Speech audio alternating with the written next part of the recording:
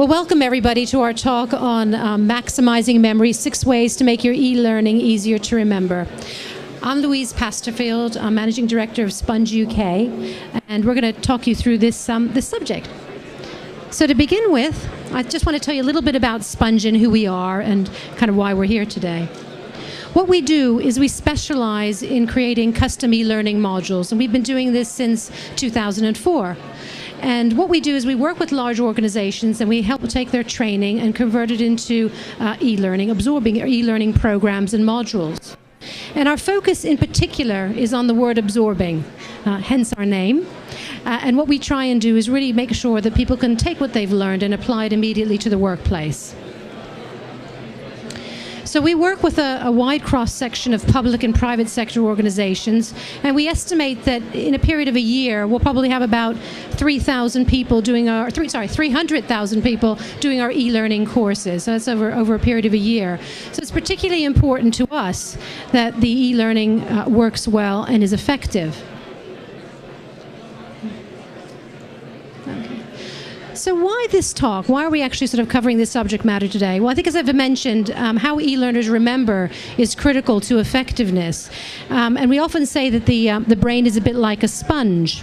But we actually know a lot more about it, really. There's been an awful lot of research, particularly in the last sort of 20, 30 years, from cognitive psychology, from neuroscience. And we know a lot more about the brain, and the information's continually emerging.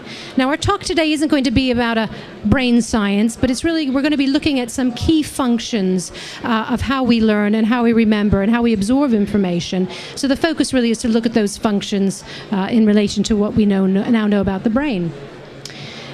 So really right now what I'm going to do is I'm going to just take you on to our talk, really, which is we're going to be going on a bit of a brain journey, as I say, to explore these key functions. I'm just going to grab the brain. I've got a brain here today. And what we're going to look at is we're going to be looking at 6 key things. We're going to be looking at attention and how we get learners' attention. We're going to be looking at sorting, how people sort information and what they find important. We're going to be looking at storage, how we store things in short and long-term memory. We're going to be talking about recall, how we remember things. Practice and the importance of practice, and finally balance. And balance has to do with the left and right hand side of the brain. So I think, as I mentioned, I brought a spare brain today. I'm going to be passing this brain around, and at certain points of the talk we may be asking a question. You may need to do something with the brain. So I'm going to start over here with this lady. I'm going to hand it to you, and if you could just have a look at it. It opens up. It's really quite fascinating. And we'll pass it around as we're doing the talk. One other thing I just wanted to mention, hang on, come on to the next slide. Thank you.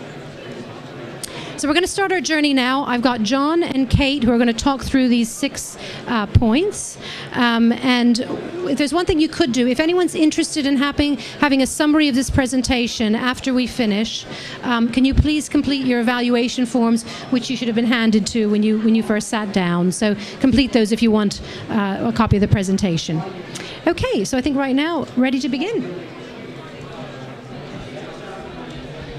So we're starting with attention, which I'm glad you can hear me all right. And this is a part of the brain the bit that deals with attention is the frontal lobe, okay? And I want to start by showing you a picture. Anybody got one of these or wore one of these over the winter? No, unfortunate. I'm showing you this. This is a picture of a brain hat. And I actually really wanted to wear this for this talk because my whole point was to get people's attention. You might want to make them smile, think perhaps you're a bit strange, maybe a bit bewildered, and I'm okay with that. But unfortunately, you can only buy the pattern for $5 on the internet, and I don't know how to knit, so it wasn't for me. But the reason I found it is because I was looking for something, as I say, amusing to wear. Is that all right? And it really just underscores this point of getting your attention. And I want to tell you about how this works in the brain. Simply, we begin our attention with perception through the senses, so sight and sound and taste and touch and smell. And these are our stimuli, and what happens is they cause neurons in the frontal lobe to start firing more quickly. And if that happens, there's a greater chance that things are going to be encoded in, the memory is going to be remembered. So who's got the brain? Oh, great, good. Well, what I would like you to do for me, please, is to see if you can point out the frontal lobe to somebody near to you. If you open it up, it might hopefully... Very good, very good. That's very good. Now, ideally, you don't know that person, and hopefully, but probably not, I can tell maybe, you're not that shy, are you? A little bit shy. The reason I say that is because actually emotion is one of the best ways that we can get people's attention. So if you were shy and nervous about doing that, you're actually going to remember that experience much more so than anybody else here who's listened to me talking about it. So emotion is an important part of getting people's attention. So these perceived sensations, then they're decoded in the cortex. And once that happens, it goes off to the hippocampus, which John's going to tell us about that next in our tour. But really one of the most important things we want to be doing if we want to get people's attention is to make sure that our e-learning courses are sensory experiences. So if anybody's heard of sensory marketing, we know from the industry of marketing and sensory marketing that sight is the most common and the most dominant sensory experience, followed by smell, which unfortunately we can't do a lot about in e-learning. And then after that, it's sound. So I just wanted to show you something very quickly that shows how in e-learning we've brought those sensory experiences together. And this was something we did for John Lewis, and it was at the beginning of their course.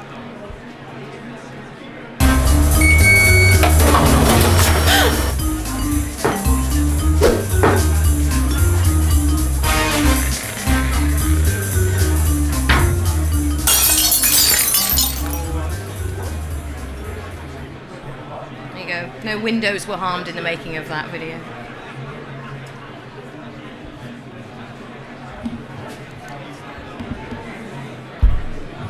Okay, hopefully now that Kate has got your attention, she got my attention this morning when she turned up in a red dress.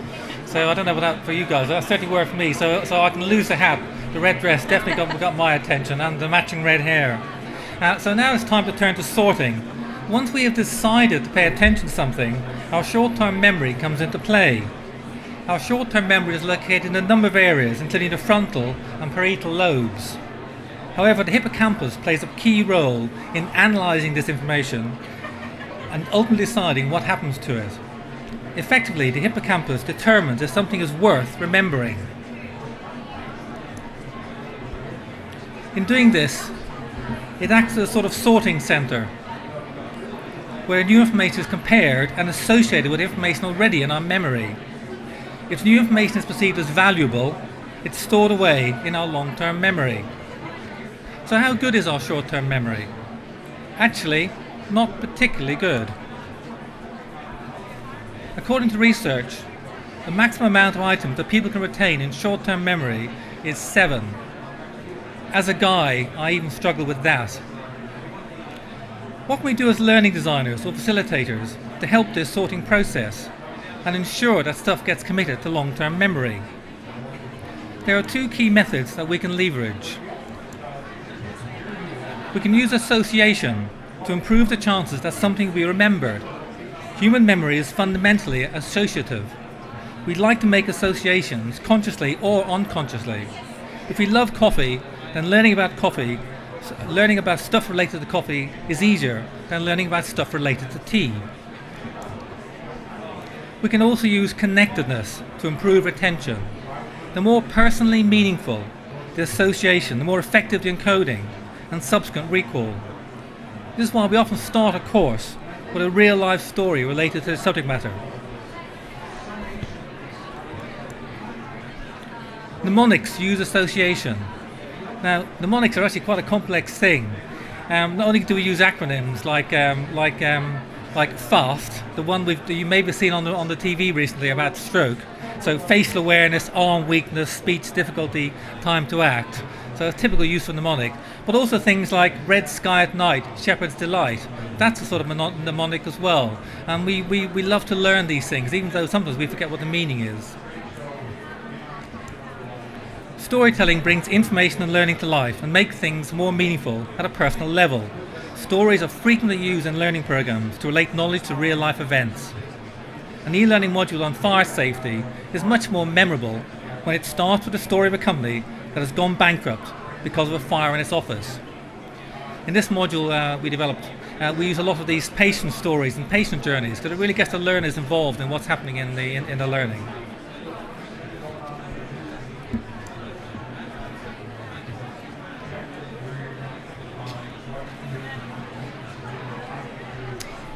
So we've seen how we get people's attention first, and that's how something comes into the brain first, and then we've seen how the brain sorts it out. But where does this stuff go? Well, in this part of the talk, I'm going to talk about storage, which is a more or less passive process in the brain. And we have 3 storage mechanisms: the sensory memory, the short-term memory, and the long-term memory. So let's have a look at those. So the sensory memory really lasts only about a millisecond, and your short-term memory lasts about 15 seconds, between 15 seconds and up to a minute, so long enough for you to be able to understand what I'm saying and make sense of it. But the long-term memory has the potential to actually store information indefinitely, as long as you live. So they're not stored in one place, memories. They're actually stored in different sort of areas of the cortex that first perceived them. So the visual cortex might remember in its area a sight, and the amygdala, as I'm told that's how you present it, would be responsible for the corresponding emotion. So they go and get stored in different places. And as e-learning practitioners, it's the long-term memory that we're trying to get information to go into and stay in. So how can we do that? Well, in order to know, it's helpful to understand a little bit about forgetting. Now, forgetting can really be a consequence of not being able to retrieve something that's previously been recorded in the mind. So it often happens early on when people are taking in new information. What we need to do, now that we know that, is to try and make sure things are kept to manageable chunks of information that's relevant to people, so that we really avoid overload. And the term that I like is infobesity. So I like this kind of too much information and you're too fat and full of it. We don't want to do that. We need to really be keeping things small chunks so that they really will be stored for later. And this is an example of chunking and relevance. What we did here in this course was break down the process of recycling into small chunks that you could look at. Recycling, saving fuel, reducing waste, and then tying it together with a nice illustrated graphic that created the relevance. So for storage, chunk things and make them relevant.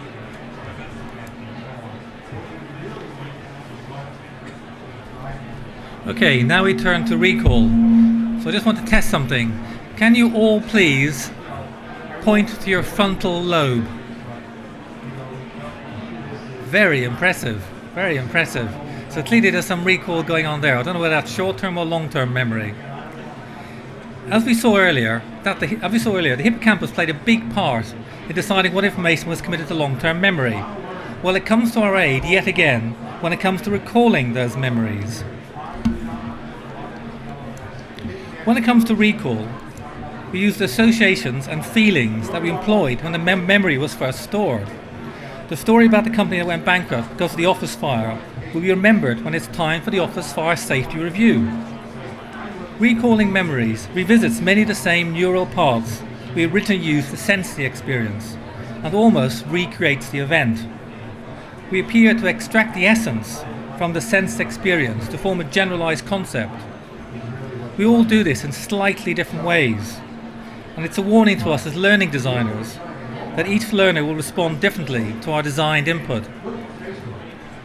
This sensory and emotional aspect of memory could explain why we often learn better from failure.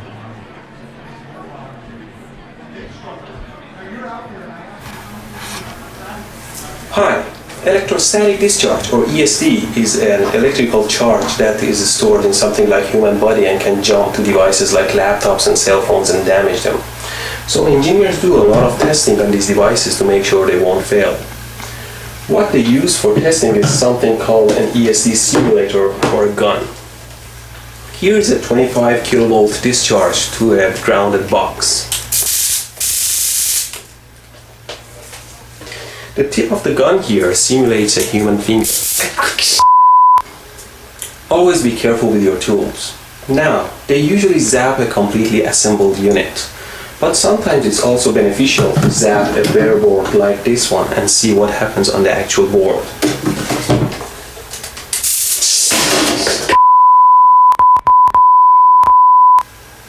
Never hold the board you're zapping with your hand because the ESD will jump to your body through the board.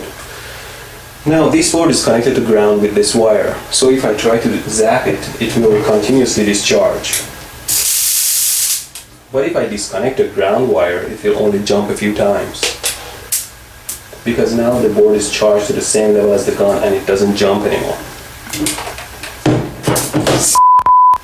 Always discharge the charge board before touching it. Okay, next time that guy will remember what not to do. Getting that shock was definitely a good sensory experience. And I often think that when you fail, it really makes a much more sort of a big impression on your memory than when you succeed. The connection between storage and recall. By the way, that wasn't a sponge module. That was something we got off YouTube. This connection between storage and recall is critical for learning. When we do something for the first time successfully, we get a feeling of satisfaction. These learning endorphins, as I like to call them, reinforce the experience and enable us to recall it successfully next time around. The only downside is we sometimes get stuck in this success rut, and it'd be hard to change and do something differently. This is especially true the older you get. I'm talking about getting older. Forgetting is actually a key part of learning. Much of the detail of what we learn is lost after a surprisingly short period of time. You've probably heard of Mr. Ebbinghaus and his forgetting curve. If you really want to recall something successfully, we need to repeat the act of recall on a regular basis. Practice makes perfect, as Kate will tell us shortly. Actually, we can forget a lot of the detail as long as we remember the central concept or experience. This is where performance support comes into its own. We can't really learn from a performance support system, no matter what intuitive tell you. But we can use it to assist us in recalling the key detail when we need it.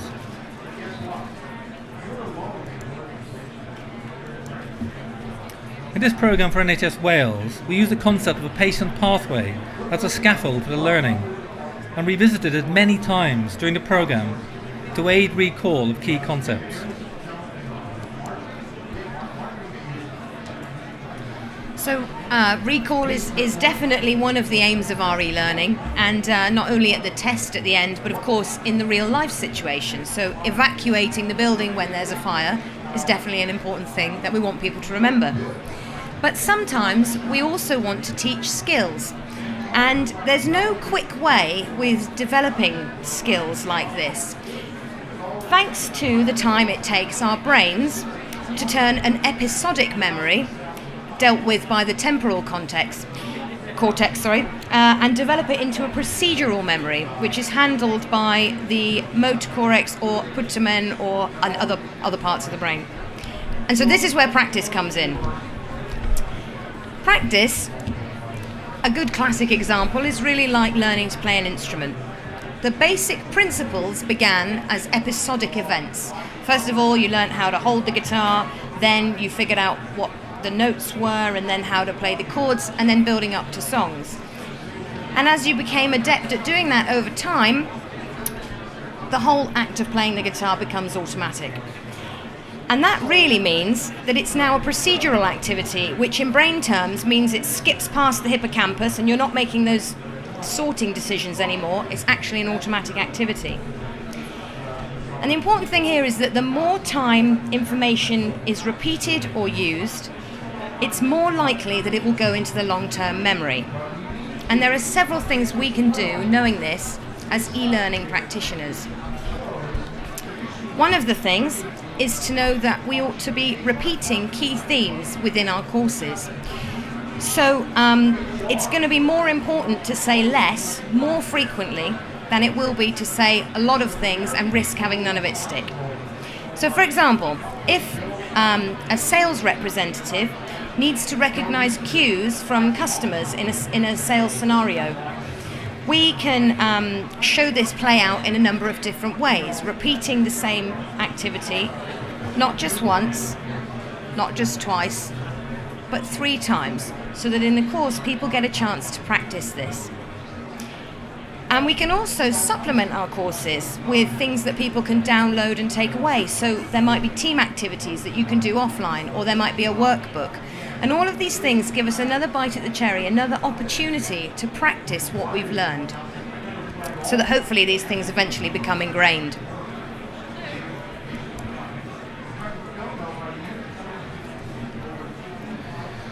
A deep furrow divides the cerebrum into 2 halves, known as the left, unsurprisingly, the left and right hemispheres.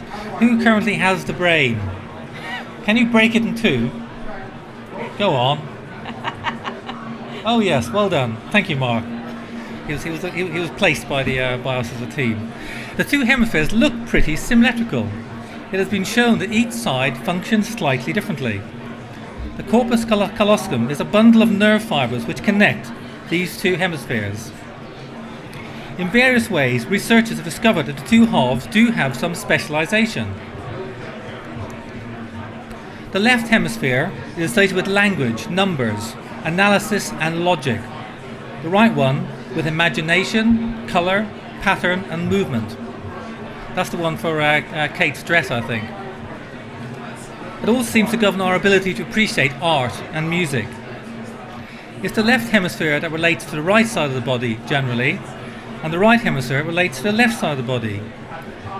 Surprise, surprise, many men are left brain dominant, while women tend to be more evenly balanced between left and right. Most of us, however, do have a dominant hemisphere. You could be left-handed or right-handed, for example. Who here has a dominant right hemisphere? Not too sure. How about a dominant left hemisphere? Well, we're not really sure. Well, that's good. Okay, let's check your hemisphere dominance with a simple test. What I want you to do is to clasp your hands together in front of you as though you're praying. Okay, nothing bad's going to happen. Okay, you get your hands like that. So, is your left thumb on top or is your right thumb on top? Keep holding your position. If your right thumb is on top, this suggests the left half of your brain is dominant. If your left thumb is on top, then the right hemisphere is dominant. Did you end up with the dominance you expected? There's another stand over there to talk about sort of different halves of the brain. Maybe you ought to go and see them and tell them your result.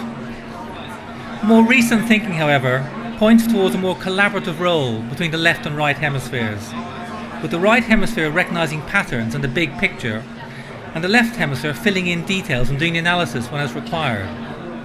I think we're all going to become more female-like. So what are the implications for e-learning? Depending on the dominant side, learners may be more responsive to input on either the left or right. This is linked to what we know from learning styles. A complete learning experience, however, will activate both hemispheres and get the corpus callosum working. Encouraging activity in both hemispheres is likely to lead to a much more effective learning experience. But what can we do to achieve this? Using visual spatial devices such as mind maps can get both hemispheres working. And games or game-like activities such as puzzles are also great at stimulating the whole brain.